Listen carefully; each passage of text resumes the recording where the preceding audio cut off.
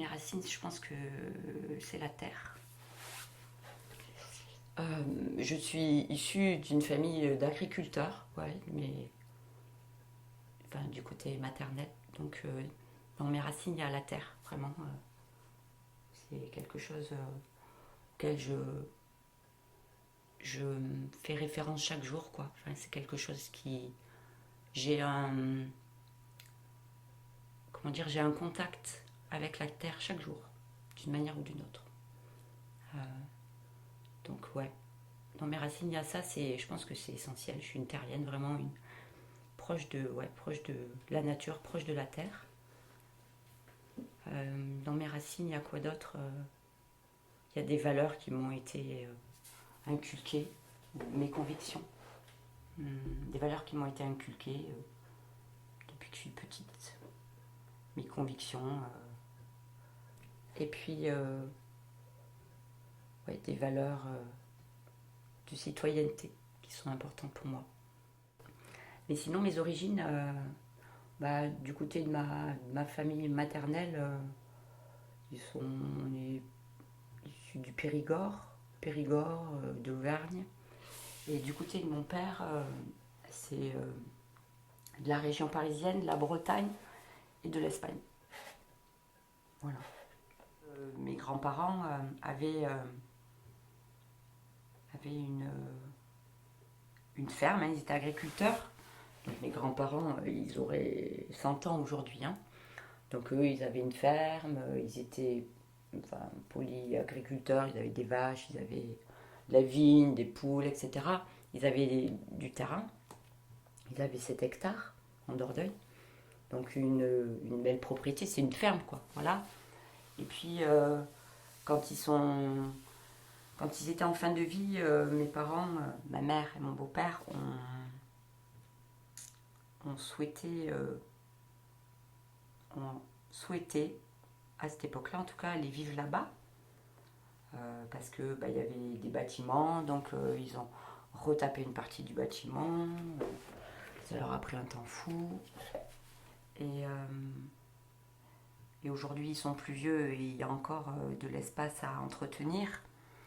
Et, et mon frère, qui à un moment donné a été producteur de canards, est venu vivre sur cette ferme aussi. Donc il y avait de l'espace pour chacun, hein, pas de souci là-dessus. Donc en fait, tout le monde a, tout le monde a construit son projet finalement de vie sur cet espace qui existait. Alors oui, bien entendu, c'était la ferme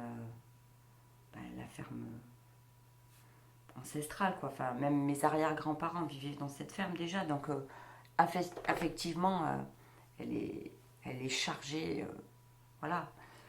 Euh, et du coup, tout le monde a voulu y faire sa vie. Effectivement, il y avait des granges, il y avait plein de choses à entretenir, quoi. Et ils passent leur vie à ça. Et s'ils n'avaient pas eu ça, ils auraient fait leur vie autrement. Et sûrement que leur vie, elle aurait été différente. Et selon moi, peut-être plus en accord avec ce qu'ils souhaitaient. C'est pour ça que... Alors après, voilà, c'est délicat hein, quand il y a des fermes comme ça qui sont transmises de génération en génération. Ben, les générations suivantes, ça leur ajoute de la lourdeur dans la décision à prendre de dire je continue, j'arrête. Ça met une pression monstrueuse, quoi. Mais c'est pour ça que je dis que les biens matériels, ça peut donner un élan à une vie qui aurait été tout autre si ça n'avait pas existé, quoi. C'est pour ça que... Et enlever de la liberté. Enlever une liberté de choix, quoi. Parce qu'à un moment donné, on se sent tiraillé, peut-être un peu obligé. Et quand c'est des grands, grands bâtiments comme ça, avec tellement de terrain à entretenir, ça devient de l'esclavagisme, quoi. Voilà, c'est par rapport à ça aussi que je me suis fait Ouais, que j'ai construit aussi ma vision de ces biens matériels, quoi. Enfin, en tout cas, moi, je le vois comme ça. Je dirais que je suis un cas un peu à part par rapport à ma famille parce que bon, je suis très proche, je suis très proche de ma mère. On est en contact en permanence, de plein de moyens. Donc en se voyant, en se téléphonant, on se texte tout le temps, etc. Donc je suis très proche d'elle. On est à la fois très indépendante et en fusion encore. Et ici, j'ai plus de 50 ans et elle a plus de 70 ans. On est toujours en fusion, tout en étant très libres chacune dans nos vies. Et je trouve ça assez fabuleux. Donc ça, c'est très important pour moi. Et puis aussi parce que mes parents se sont séparés quand j'avais 8 ans. Et ma mère s'est remariée, donc assez rapidement, avec mon beau-père actuel, donc. Et mon beau-père m'a adoptée. Donc on appelle ça une adoption simple, puisqu'il m'a adoptée avec l'accord de mon père. C'est pour ça qu'aujourd'hui je porte les deux noms. Hein, donc on est passé devant le tribunal pour valider cette adoption. Donc mon beau-père m'a adoptée avec l'accord de mon père. Et ce qui fait que c'est pour ça aujourd'hui que j'ai un nom composé. Je porte à la fois le nom de mon père et le nom de mon beau-père. Donc c'est une très belle histoire, enfin voilà, de générosité à la fois de mon père et de mon beau-père. Parce que c'était quand même assez fabuleux que mon père accepte que mon beau-père m'adopte.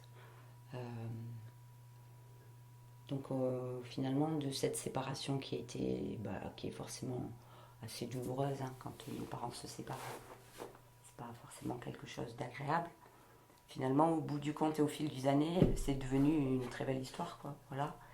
Et mon père et mon beau-père, avec bien entendu ma mère et ma belle-mère, puisque mon père de son côté a retrouvé une compagne, se rencontraient régulièrement, pouvaient passer des week-ends ensemble.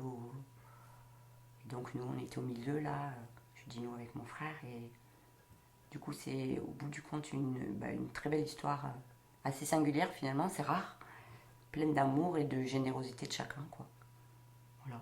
Donc ça fait partie de mes attaches familiales, quoi. Voilà, c'est quelque chose de forcément qui me caractérise,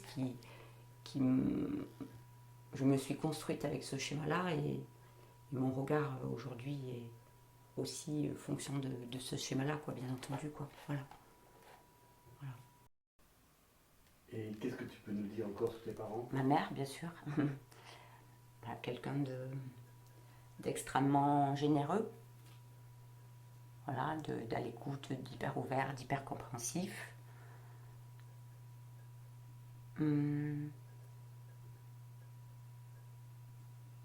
Mon beau-père aussi, qui m'a adoptée. Quelqu'un qui, quand il a rencontré ma mère, a rencontré une dame qui avait 2 enfants et qui a pris la femme et les 2 enfants. Donc c'est pas courant, c'était courageux. Ils ont même fait le choix de ne pas avoir d'autres enfants pour pouvoir bien nous élever, nous, parce qu'ils estimaient que 2 ça suffisait. Donc là aussi, quelqu'un extrêmement généreux, quoi.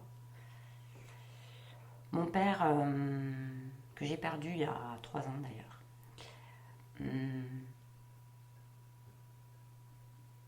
Mon père,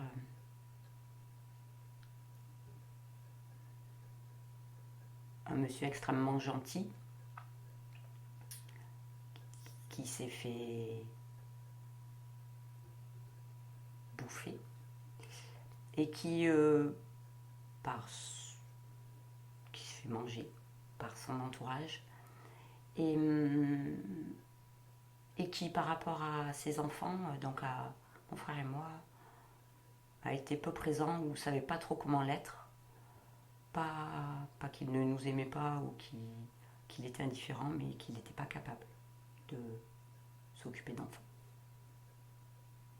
Ma belle-mère, donc la compagne de mon père, quelqu'un qui nous a accueillis avec générosité aussi, quoi. Voilà. Toi, quel enfant tu étais? Quel enfant j'étais? Ouais. ouais, je crois que ce qui me caractérise, et c'est toujours le cas, j'ai toujours été une enfant. Je suis quelqu'un de très gai, de, qui voit toujours les choses du bon côté. Quoi qu'il se passe dans la vie, j'ai l'impression que depuis que je suis toute petite, je suis happée par une espèce de force, une joie de vivre, un optimisme, malgré les difficultés parfois, hein, qui m'embarque, quoi. Depuis que je suis gamine, j'ai l'impression que je suis portée par ça.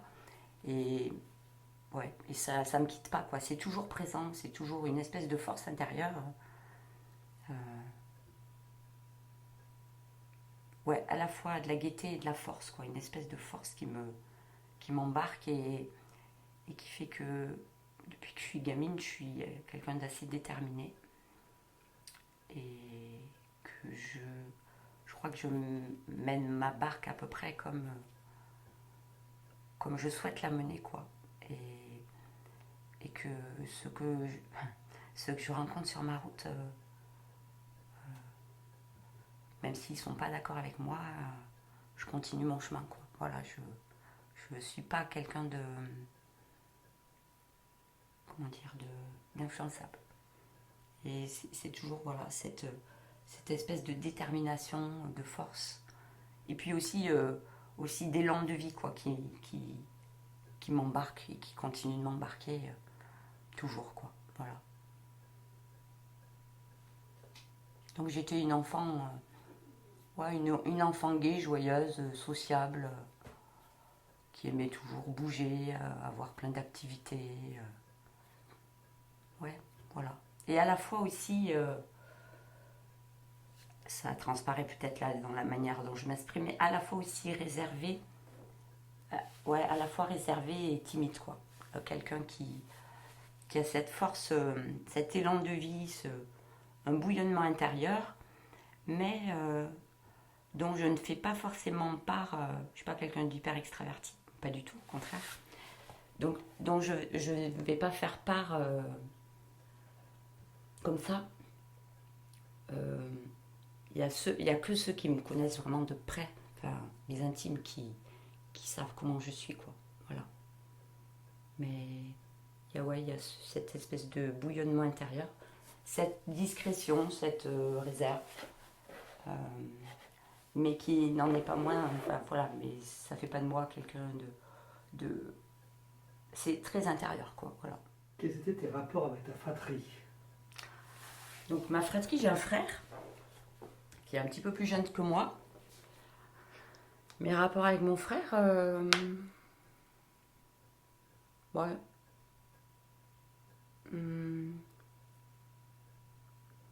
Je suis l'aînée, donc quand on était gamin,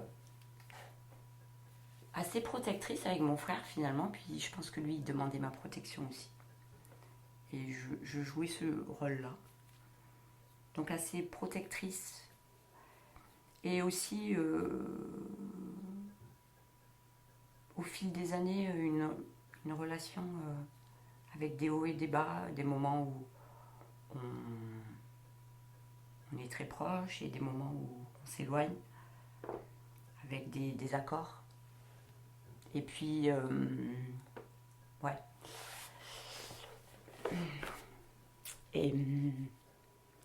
Et puis finalement, bah, l'éloignement, bah, c'est curieux parce que, bon, voilà, avec des moments chaotiques ou des désaccords qui ont fait qu'il y a des moments où on se côtoyait moins, on se parlait moins. On ne vit pas à côté, hein, il vit en Dordogne, lui, donc il y a déjà la distance, on ne peut pas se voir tout le temps. Et puis au fil des années, avec la sagesse, peut-être je sais pas, la maturité des enfants aussi, puisqu'on a chacun des enfants. Et puis la conscience aussi, cette conscience de la vie qui passe, de nos parents qui vieillissent, un certain rapprochement et de nouveau une espèce ouais, un rapprochement et puis aussi le souhait de profiter plus l'un de l'autre, de profiter plus de nos familles, de nos neveux, de nos nièces, de passer plus de temps ensemble parce que on a conscience que la vie passe et que c'est précieux d'avoir un frère ou une sœur, quoi. Voilà. Donc on en est là aujourd'hui. On a traversé des moments chaotiques et beaucoup de désaccords.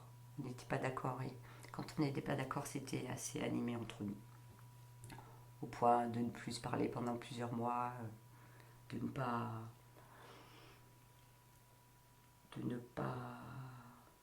accepter la position de l'autre. On a fait du chemin là-dessus tous les deux, quoi. Surtout lui. Surtout lui. Voilà. Mais beaucoup d'amour, toujours. Toujours. Ça oui. C'est mon frère, quoi. J'en ai qu'un. Et quand tu étais petite, Oui. quels étaient tes rêves?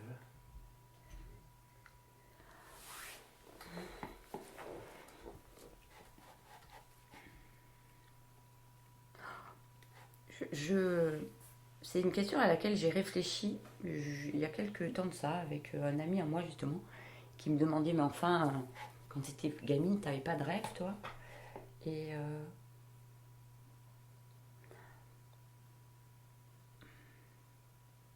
alors de dire que j'avais pas de rêve je crois pas que j'avais de rêve en fait moi j'ai toujours eu juste l'envie d'être heureuse quoi voilà c'est alors je sais pas si c'est un rêve ça mais parce que j'y arrive finalement donc c'est un rêve qui est réalité, on peut dire. Mais la seule chose qui m'animait quand j'étais gamine, c'est d'être. Depuis que je suis gamine, c'est ça. C'est juste d'être heureuse, quoi. D'être heureuse. Et ouais, voilà. C'est la chose que je trouve la plus importante dans la vie. Alors après, on est heureux chacun avec ses réalisations personnelles, hein, ses souhaits personnels. Mais c'est ce que je dis toujours à mes enfants. C'est. Moi, l'essentiel pour moi dans la vie, c'est d'être heureuse. Et bien sûr, on a des difficultés dans la vie, j'en ai eu, j'en aurai sûrement encore. Mais globalement, franchement, je suis heureuse. Quoi. Et depuis que je suis gamine, c'est comme ça. C'est ça que je me dis. Je me suis toujours dit ça. J'avais toujours. C'était mon souhait le plus cher, d'être heureuse. Quoi. Voilà. C'est des choses simples. Durant ta scolarité, quel élève tu étais? J'étais j'avais des facilités à l'école. J'aimais ça. J'aimais apprendre à l'école. J'étais dans le moule complètement de l'éducation nationale, pas de souci là-dessus. J'étais comme il faut, quoi. Après, ouais, j'aimais apprendre, ça c'est sûr. J'étais pas rebelle. Et puis j'étais une bonne élève, quoi. Sans trop travailler, j'étais une bonne élève. J'ai aimé aller à l'école. J'ai aimé. C'est une période de ma vie que j'ai aimé, vraiment. Quoi. J'ai aimé apprendre. Ouais, non, franchement, j'ai aimé l'école. Je suis allée à la fac, je suis restée longtemps à l'école, quoi. Et je regrette pas. J'ai vraiment adoré. J'espère, quand je serai à la retraite, pouvoir aussi repartir apprendre peut-être à la fac, l'université du troisième âge, ou quelque chose comme ça. Parce que j'ai aimé l'ambiance de la faculté. C'est quelque chose. En tout cas, ça me plairait. Donc j'étais une bonne élève, participative, voilà. Puis j'étais dans le moule, je faisais pas de vagues. J'étais une élève comme il faut, quoi, voilà. Enfin, voilà. Enfin, je dis ça aujourd'hui parce que mon regard sur l'éducation nationale, il a un peu changé. Mais moi, voilà. J'ai adoré ça, je me suis régalée. J'étais une bonne élève. Quel métier tu rêvais de faire, tu t'en souviens? Oui, il y en a eu plusieurs. Je voulais être juge pour enfants. Ça, c'était mes premiers. Bah, ça, c'était. J'avais 8 ans par là. Je voulais être juge pour enfants. 8-10 ans, je voulais être juge pour enfants. Ouais, je pense que mes parents ayant divorcé, il y avait des choses que je trouvais sûrement. Ouais, je trouvais. Ouais, ouais, des choses sûrement que je voulais défendre, quoi. Donc, juge pour enfants. Après, je voulais être. Ça y est, je trouve plus le terme. Archéologue. Si je me souviens de ça. Après, à un moment donné, j'ai eu une époque aussi où je voulais m'investir, m'impliquer dans la politique. peu plus... J'étais ado, je voulais devenir... j'avais envie d'être députée, je me souviens. Voilà. Une vocation politique, peut-être. Oui. Et puis, je souhaitais être prof aussi. J'avais envie d'être dans l'enseignement, d'être prof. Puis je ne l'ai pas fait pour des raisons personnelles. Mais sinon, je pense que c'est probable que je sois devenue prof. Si ma vie personnelle m'avait pas fait décider autre chose, quoi. Voilà. Sinon, il y a de grandes chances que je sois devenue prof. Voilà, et puis les métiers de l'éducation spécialisée, éducateur spécialisé, ça m'aurait plu aussi. Voilà, en gros, c'est ça.